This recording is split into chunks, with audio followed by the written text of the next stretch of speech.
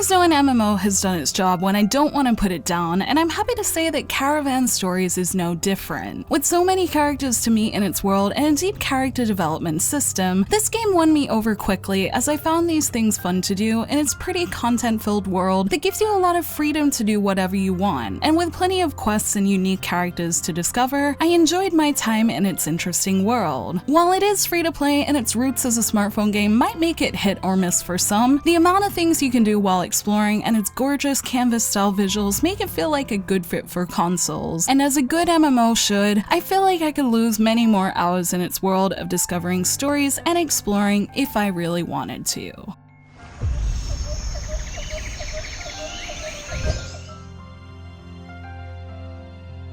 You start off in Caravan Stories by choosing from one of its 5 races, with whichever class you choose influencing where you start and the allies of the same race that will follow you on your journey. The story begins with a central event that ties everything together, with your character's story beginning, and shortly after, a big, beautifully rendered X appears in the sky and releases monsters into the world, and before you can defeat one of these powerful monsters, they disappear, leaving the world at threat to whatever these beings are, which prompts your character to set out to find a caravan, with slightly different reasons depending on which race you're playing as. The 2 races stories I tried were the human story and the elf one, and from what I saw, both had a kind of quest to fight evil with your friends feeling, with a slightly different feeling in both thanks to the characters traveling with your character that will probably be a big part of what determines your enjoyment in the story, especially if you're playing mostly by yourself like I was. Of the 2 races I tried, I preferred the human race as I thought the way it started was more dramatic and interesting, and I also liked the dynamic between characters a little better. But I'd be curious to see how other races' stories start too, especially ones like the orcs or the rabbit-like geesey race, with them probably starting in areas very different to the human one. So I like how this choice in race affects your story beyond just your avatar. After things get underway and you found your caravan, you're let loose in the world of ER, with the freedom to explore the main story before getting into side content or vice versa. The quests I tried of both side content and main usually involved finding an item, character, or fighting a monster, and the reward being some special items or progression in the main or side story, with the main story doing a good job of gradually adding in new features through its quests like golden XP dungeons while still developing the characters and world. Gameplay-wise, running through its pretty landscapes is a nice and smooth process, with materials being picked up as you run into them, and the fact that you can even set the game to auto-run to your story destination if you're lost, making progressing pretty easy, although it's worth noting that you don't pick up materials slightly off the direct path to your destination this way, so there is definitely benefit to running around and doing things yourself. Battles are enjoyable too, although like its story I preferred battling as my human character rather than the elf one, since the human's abilities encourage me to use the system a bit more actively. As an elf, your character wields wide-range magic that can make hitting enemies of all kinds such as flies and ground ones pretty easy, whereas as a human, you have a sword that can only reach the ones on the ground, so it becomes necessary to cycle through your character's skills at the bottom of the screen to use different ones as needed. And since your character auto-attacks between using skills, it also required a little more placement as well. And all these things together made the system that could feel like it's playing itself a bit more active.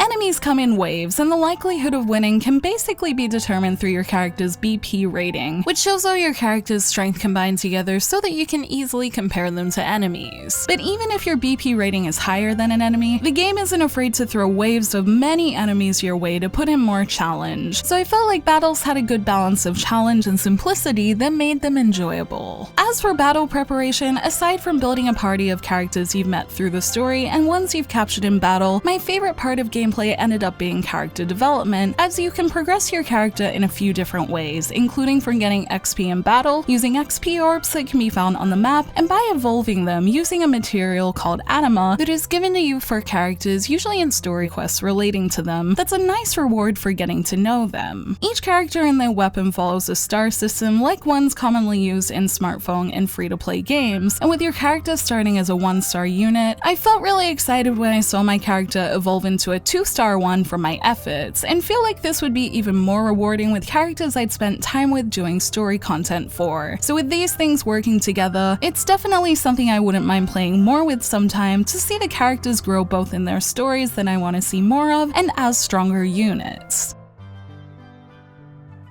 Outside of battles, quests, and character development, as the title suggests, the caravan is also a big part of the world as one of the central mechanics in Caravan Stories. The caravan is how you quickly warp to places you've already previously discovered on foot, allowing you to travel between different quests, which is especially good if you want to stray from the main story. Inside the menu is where you can customize the inside and outside of your caravan, with the inside being where you can place facilities to farm resources like crystals that let you put more facilities in, and from these facilities you can add a gold making one to help you buy items, and other ones like weapon crafting and fusing that can be put into, among many others. They also have that smartphone game feel of making you wait a certain amount of time when you want to update them to farm more quickly, complete with the fact that you can also use premium currency to speed up the process. But not upgrading things wasn't exactly locking me out of using anything, so as long as you're patient, this shouldn't be too much of an issue, at least in the early game. This is, however, just the start of where things start to feel a little smartphone-y in Caravan Stories, likely because Caravan Stories was originally released as a smartphone game in 2017 in Japan, and its PS4 version feels like a more recent port, which explains the inclusion of certain things like loot boxes, autoplay mechanics, and daily login bonuses that are more common in the smartphone game world and can be hit or miss with some players. As for me, I like the occasional smartphone game and often wish there were more games like Pokemon Quests that let you play this kind of game at home, so that kind of feeling doesn't really bother me at all. More important to me is that if you can play these games significantly without having to put any currency into them. And in my Elf playthrough where I didn't have any paid currency, in my couple of hours with it, the game had given me over 1,000 points of premium currency just from learning new things in it, so I never felt like I was missing out on any benefits that could be bought. The PR company working with this title was nice enough to give me some currency to help get me through the game quicker, which I used in my human playthrough, but honestly, while it was nice to use it to get items that gave me things like triple XP and try a couple of loot boxes, I wouldn't have minded battling to get XP, and even in my Elf playthrough, I had enough currency to buy the triple XP items anyway, so it wasn't really something I felt like I needed. The only thing that was nice was having some extra party members from the loot box at first, but I even met those characters while playing around an hour or so after getting them from the box, so I'm happy to say that currency is very much optional in this game for what I've seen, and I like how it seems like you could play for a good while without it, and even completely without it as long as you're patient. One thing I did find with the smartphone feel though was that I'm not sure how well this experience has been optimized for PS4, as while I don't know if this game has been just ported or redone for PS4, there are a few things that seem a bit odd in this console version. The visuals are definitely great, and I love how it looks on a big screen, but there are things such as text boxes coming in somewhat abruptly and some voiceover lines randomly missing from cutscenes that made it feel a little unpolished. I got used to these things for the most part though, but one thing I probably should mention is that I did have a crash when I used the auto-run function at the same time as doing stuff in the menu, which I thought was convenient until it seemed to overload the game or something, as when I got over to crossing over to the next screen, the game crashed. It did save my progress so I didn't lose anything, which is good, but I would advise against doing this just in case, and I'm not sure if it was supposed to be possible to browse the menu and auto-run at the same time, considering how this turned out. Aside from these things, which I mostly forgot about as I kept playing, there are reasons I want to come back to Caravan Stories, with it mostly coming down to its story content. I want to see its main story through at some point, and when I looked through the menu and saw how many more side stories I could find through playing as different races, along with all the characters I could meet from each one, it got me excited to know that this world full of interesting personalities has more than just the ones I met, with ones I met like a girl on her quest to make the best bread and a fortune-telling rabbit, making me feel like the other characters will be quite interesting as well. The game is certainly not perfect, but if you can get past a few things that hopefully get fixed up, it does have stuff to offer, and in what can be a completely free-to-play experience for those who are patient and for those who just want to try it, this experience gives a lot of value thanks to its content-filled world, and since it costs nothing to try, I definitely recommend it if you think it looks interesting.